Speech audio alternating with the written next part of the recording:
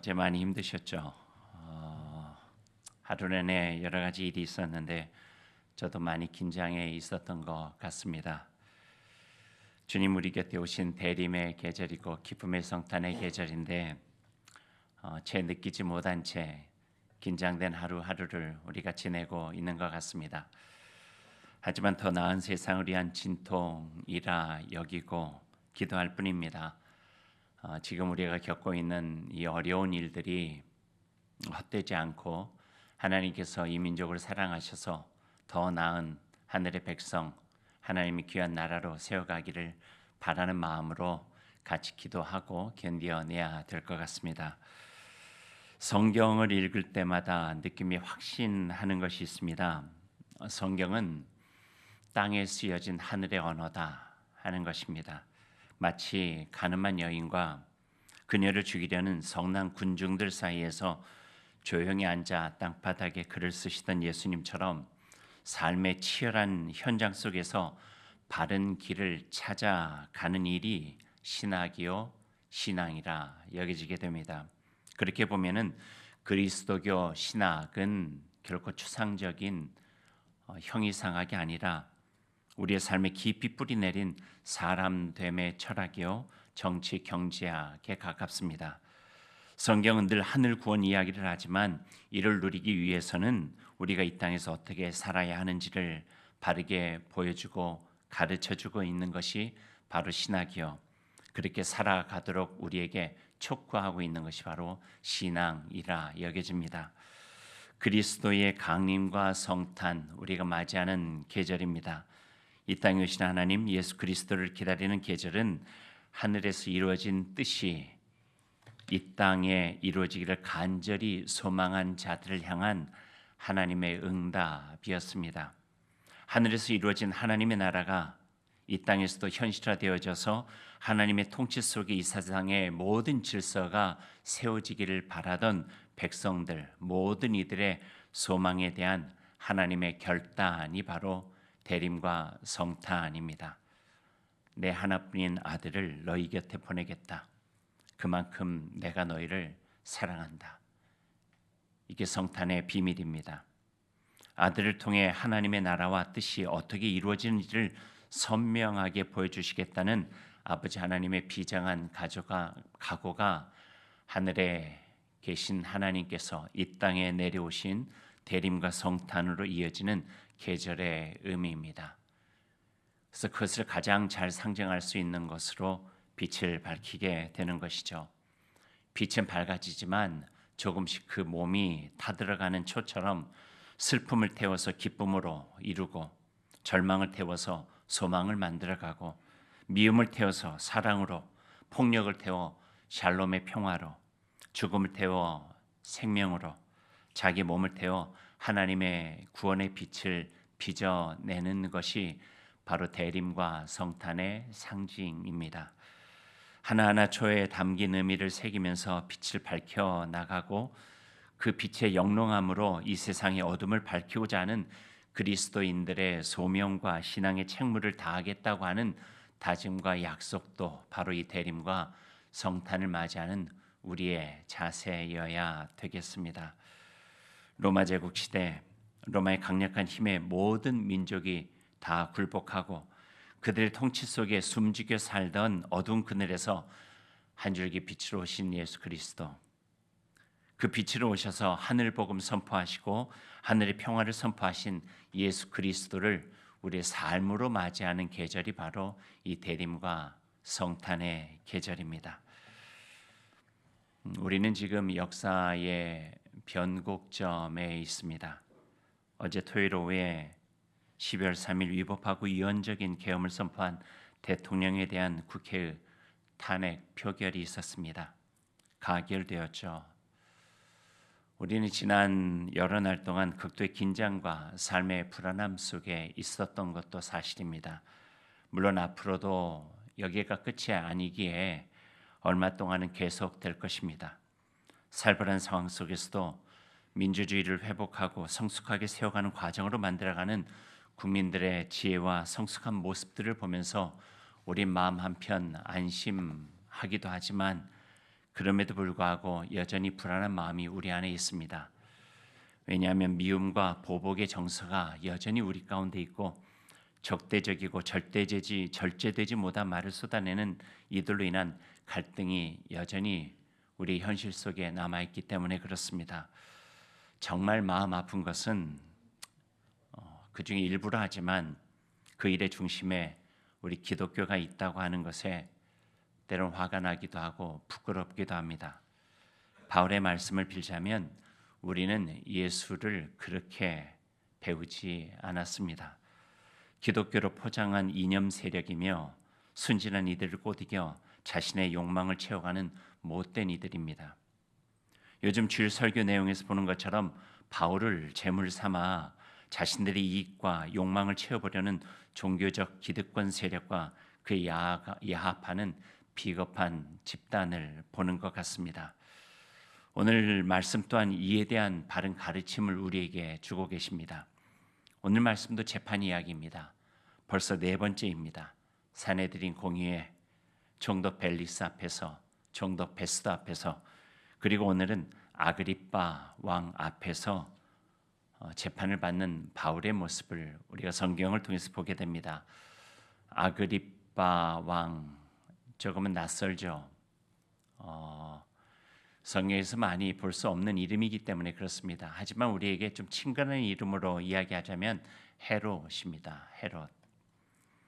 로마 제국이 자신의 말을 잘 들을 수 있는 헤롯 가문을 왕으로 세워가지고 유대를 자기네들 마음대로 통치해 왔습니다. 그러다 보니까 대에 이르러 헤롯 가문이 유대의 왕으로서 통치하고 있습니다. 성경에 보니까요, 헤롯이라고 하는 왕 이름이 한 45번 정도 나와요. 꽤 많이 나오는 거예요. 이름만 같이 잘 구분해 보면은 4명의 헤롯이 나옵니다. 4명의 헤롯. 그러니까 오늘 아그리빠까지, 헤롯 아그리빠까지 포함하는 증조부, 할아버지, 또 아버지, 그 대에 따라서 4대의 헤롯이 신약 성경에 나오고 있습니다. 첫 번째 나오는 헤롯은 헤롯 대왕이라고 하는 이름을 가지고 있는데요. 2살 아래 아이들 다 죽이라 한 왕이 첫 번째 헤롯입니다.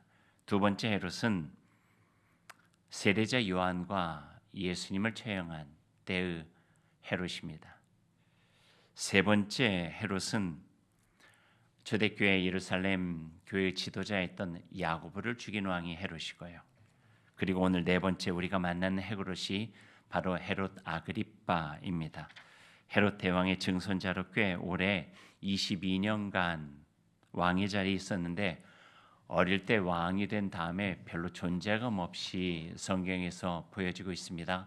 그러다 등장하게 된 내용이 바로 오늘 바울의 재판에서 나오는 인물입니다. 오늘 말씀을 조금 같이 보시죠. 원래는 26장 전체를 우리가 읽어야 되는데 1절부터 아그리빠 왕 앞에서 전하는 바울의 변론들이 시작되기 때문입니다. 조금 길어서 오늘 18절 말씀까지 읽지 않고 19절부터 그 뒷부분만 저희가 함께 읽어보았습니다. 그래도 전체적인 배경을 이해하기 위해서 오늘 26장 시작하는 부분을 우리가 함께 읽어보면 도움이 될 것 같습니다. 1절에서 3절 말씀까지 우리 오늘 성경을 펴셔서 한번 같이 읽어보면 좋을 것 같습니다. 1절부터 읽죠. 아그리빠가 바울에게 이르되 너를 위하여 말하기를 너에게 허락하노라 하니 이에 바울이 손을 들어 변명하되 아그리빠 왕이여 유대인이 고발하는 모든 일을 오늘 당신 앞에서 변명하게 된 것을 다행히 여기나이다. 특히 당신이 유대인의 모든 풍속과 문제를 아심이니이다. 그러므로 내 말을 너그러이 들으시기를 바라나이다. 그 후 바울은 자신이 어떻게 그리스도 교회의 신봉자가 되었고 이 복음을 전하는 전도자가 되었는지에 대한 것을 설명합니다. 요즘 말로 하면은 간증이죠. 특별히 유대 율법과 문화를 잘 알고 있는 아그리빠 왕 앞에서는 다른 로마의 총독 앞에서 말한 것과는 다르게 유대의 율법과 복음과의 관계라든지 자신이 그리스도 예수를 어떻게 만났는지에 대한 것이라든지 그의 삶을 살아가게 된 이야기들을 비교적 구체적으로 그리고 열정적으로 자세히 설명하는 내용을 우리가 오늘 말씀 통해서 보게 됩니다. 바울 변론의 마지막 부분도 한번 읽어보죠. 19절부터 23절까지인데요. 같이 한번 읽어보십시다. 19절부터입니다. 아그리빠 왕이여, 그러므로 하늘에서 보이신 것을 내가 거스리지 아니하고 먼저 다메섹과 예루살렘에 있는 사람과 유대 온 땅과 이방인에게까지 회개하고 하나님께로 돌아와서 회개에 합당한 일을 하라 전함으로 유대인들이 성전에서 나를 잡아 죽이고자 하였으나 하나님의 도우심을 받아 내가 오늘까지 서서 높고 낮은 사람 앞에서 증언하는 것은 선지자들과 모세가 반드시 되리라고 말한 것밖에 없으니 곧 그리스도가 고난을 받으실 것과 죽은 자 가운데서 먼저 다시 살아나사 이스라엘과 이방인들에게 빛을 전하시리라 함이니이다 하리라. 아멘. 바울은 자신의 소명을 간증하고 있습니다. 어린 시절 예루살렘에서 율법을 공부하던 시절부터 시작해서 율법을 지키기 위해 살던 자신이 어떻게 예수 그리스도를 통해 새로운 세계를 만나게 되었는지를 소개합니다. 그분에게서 참된 진리와 구원의 도를 알게 되었다고 하는 것도 확신 속에서 그들에게 선포하고 있고, 이 모든 것이 바로 하나님의 섭리였고 나를 향하신 하나님의 뜻이요 내가 앞으로 이루어가야 할 소명임을 분명하게 바울은 밝히고 있습니다. 와중에 숨기고 싶은 과거 이야기까지도 하고 있어요. 지난날 자신이 예수 믿는 사람들 향해서 얼마나 적대적 감정을 가지고 잔혹한 박해자로 일했는가 하는 것도 고백하고요. 그런 중에 밝은 빛과 같은 예수 그리스도를 만나 새롭게 눈뜬 세상에 대한 벅찬 감격까지 이야기를 하고 있습니다. 그 밝은 빛에 대한 부분이 바울 사도는 이렇게 표현하고 있어요. 해보다도 더 밝은 빛이라고요. 어떤 걸 의미할까요? 해보다도 더 밝은 빛을 보신 적이 있으신가요, 여러분? 성경은 해보다도 더 밝은 빛을 하나님께 이 세상을 창조하실 때 주셨던 밝은 빛, 빛이 있으라, 창조의 빛이에요. 그러니까 바울 사도는 해보다도 더 밝은 빛에 자기가 노출됐다고 하는 것은 자기의 삶이 하나님의 창조의 손길로 다시 새롭게 지어졌다고 하는 것을 고백하고 있는 것이죠. 거듭남이에요. 중생이에요. 이전에 내가 살았던 삶이 아닌 하나님의 창조의 빛 가운데서 새로 조성받은 하나님의 피조물로 다시 시작하게 되었다 하는 것이죠. 이게 바로 born again, 거듭남의 비밀입니다. 물과 성령으로 다시 거듭나야 우리가 새로워질 수 있고 하나님 나라를 볼 수 있다. 기존에 우리가 살았던 이전의 방식이 아니라 새로운 방식, 새로운 생각, 새로운 눈, 우리를 통해서 새롭게 창조해 가시는 하나님의 세계에 함께 참여하게 되었다고 하는 고백을 바울 사도는 이 구절을 통해서 아그리빠 왕에게 하고 있는 것입니다. 12절에서 18절까지는 거기에 대한 부분을 또 다르게 이렇게 표현하고 있습니다. 16절에서 18절까지 밝은 빛에 노출되어 새롭게 빚어진 자신이 어떻게 살아가게 되었는가, 빛의 선언과 같은 맞는 말씀을 하고 있죠. 한번 같이 읽어보죠. 16절에서 18절까지요.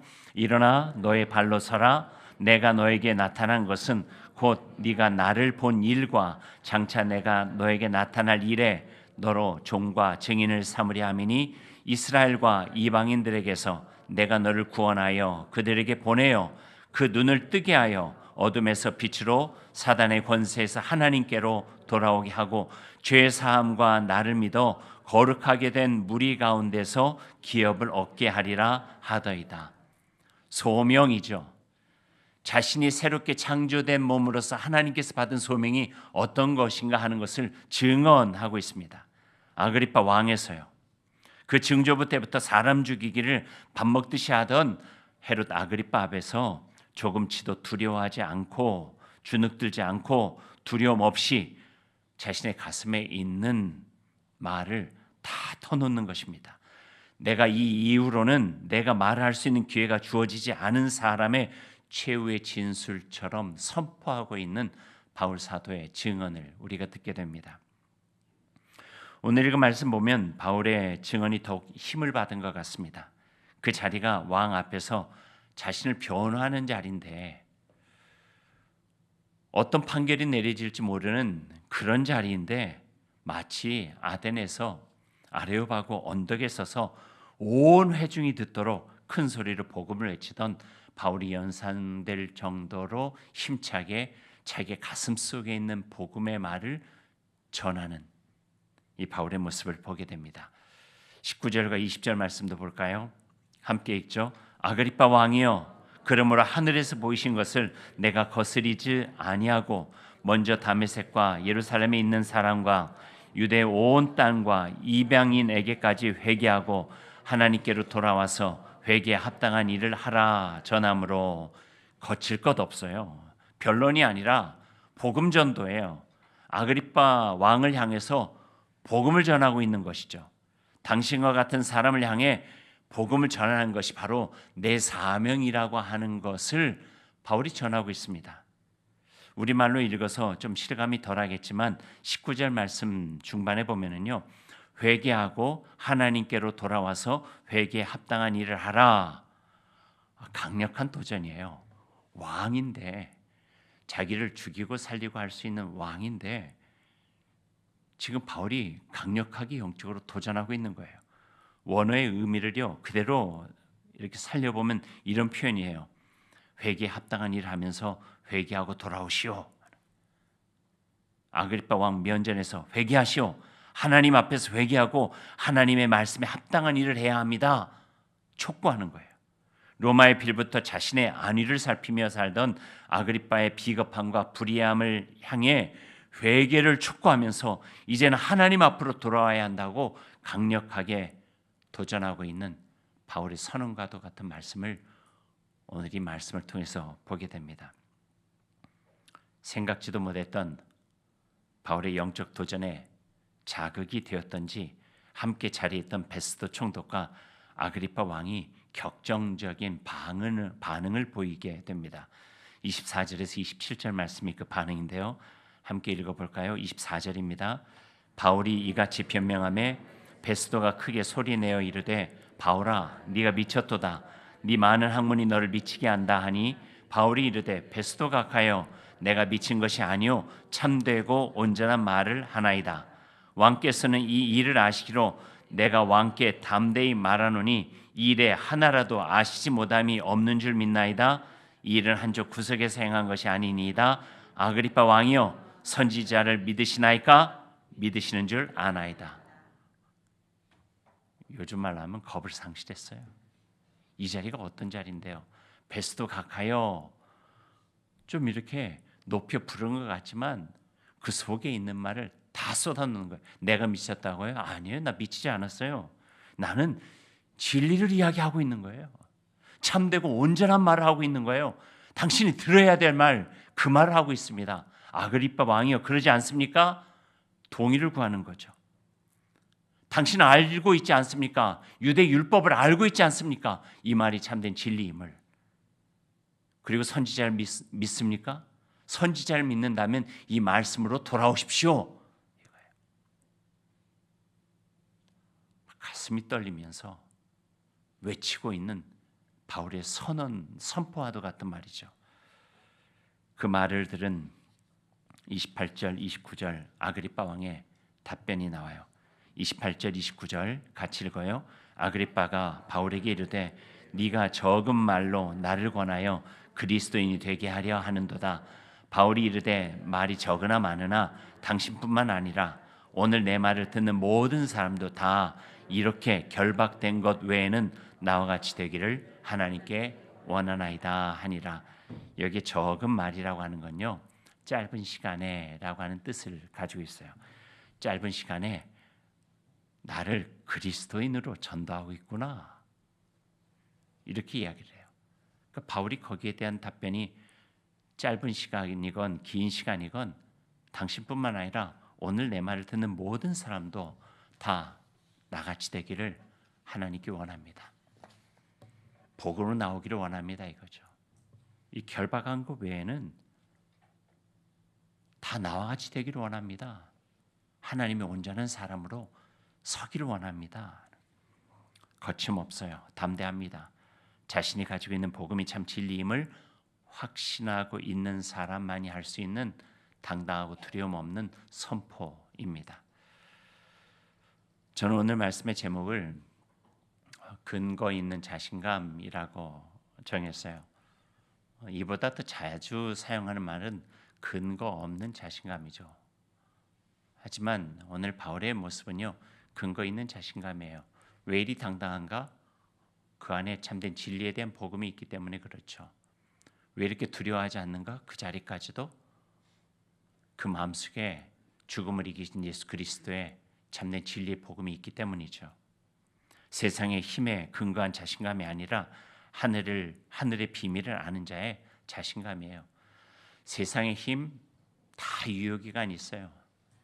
아무리 높은 자리에 있고 아무리 많은 것을 가진 소유가 있다 할지라도 시간이 지나면은요 다 달아나게 돼 있어요. 그것이 나의 자신감의 근거였다면요 언젠가는 내 자신의 삶이 추락하게 되고 절망 속에 빠질 수밖에 없는 거죠. 진정한 근거 있는 자신감은 무엇일까? 영원히 변함없는 하늘의 복음, 예수 그리스도의 죽음을 넘어 부활하신 그 생명의 은총, 우리를 온전하게 사랑하시는 그 죽음도 끊어낼 수 없는 하나님의 사랑, 이게 근거 있는 자신감입니다. 그러니 주눅들지 않고 기죽지 않고 하나님의 말씀을 선포하고 그 자리가 어떤 자리든지 간에 내 안에 그보다도 더 큰 나를 압도해내는 복음의 생명력을 가지고 있는 자가 선언할 수 있고 선포할 수 있는 자신감 있는 삶을 오늘 이 바울에게서 보게 됩니다. 그것에 모인 모든 사람들을 압도하는 복음의 진리로 하늘을 품은 자의 기계를 보여주신 것입니다. 교회사의 역사를 보면은 이 바울의 기계를 닮은 이들이 있어요. 야누스, 마틴 루터 킹, 주기철 목사님, 손양원 목사님. 바울 사도의 근거 있는 자신감일까요? 그 이전에 우리는 예수 그리스도의 십자가 앞에서의 당당함을 우리는 알고 있습니다. 주님께서 주신 힘이죠. 주님께서 주시는 복음의 자신감이죠. 참된 진리를 통해서 우리가 얻게 된 우리의 삶의 놀라우신 은총이라 우리는 고백할 수 있을 것입니다. 로마 제국의 그 억센 쇠사슬로도 묶어낼 수 없는 하늘의 은총을 경험한 자의 자유로움, 복음에 담긴 진리가 그를 담대하게 했고 죽음을 이긴 예수 그리스도의 부활 생명이 그를 자유하게 했습니다. 그러니 조금 없다고 기죽을 필요 없어요. 조금 아프다고 주눅들 필요도 없고요. 불안해할 필요도 없어요. 세상의 삶의 조건은요 이렇게 바뀌기도 하고 저렇게 바뀌기도 해요. 있다가도 없고 없다가도 있을 수 있고요. 건강하다가 약할 수도 있고 약하다가 치료될 수도 있고 변화무쌍한 이 세상에다가 우리의 자신감을 두고 살아가기에는 우리의 삶이 너무나도 불안한 인생이라 하는 거죠. 영원히 변함없는 하나님의 진리, 복음, 거기 깊은 뿌리 내릴 때 우리 이 세상에서도 온전하게 구원받은 백성으로 살아갈 수 있고 우리가 누구인가를 온전하게 깨달은 자로 살아갈 수 있는 기품 있는 삶, 품 있는 삶뿐만 아니라 진정한 가치에 나 인생을 두고 살아갈 수 있는 소망을 우리가 가질 수 있게 된다. 성경은 오늘 우리에게 용기를 주시면서 북돋아 주고 있습니다. 바울이 이렇게 이야기합니다. 내 말을 듣는 모든 사람도 다 나와 같이 되기를 하나님께 원하나이다. 거짓과 욕망, 불법과 불의 우리를 한없이 부끄럽게 하고 취하게 만드는 도구들입니다. 의와 진리, 진실과 사랑, 공의와 인자, 평화와 인내, 복음의 핵심 가치들은 우리를 한없이 가치 있게 만드는 소중한 자산들입니다. 그 힘에 근거할 때 우린 자신 있게 이 세상에서 하나님을 믿는 자녀로 살아갈 수 있고 그리스도인이라고 하는 정말 소중한 거룩한 이름을 지닌 주님의 백성으로 살아갈 수 있게 될 것입니다. 이것이 오늘 우리를 향해서 북돋아 주시는 바울의 가르치며 예수 그리스도께서 먼저 가시면서 지니셨던 소중한 삶의 자세입니다. 이런 삶을 살아갈 수 있도록 주님께서 우리에게 힘이 되어 주시고 도와주시기를 소망합니다.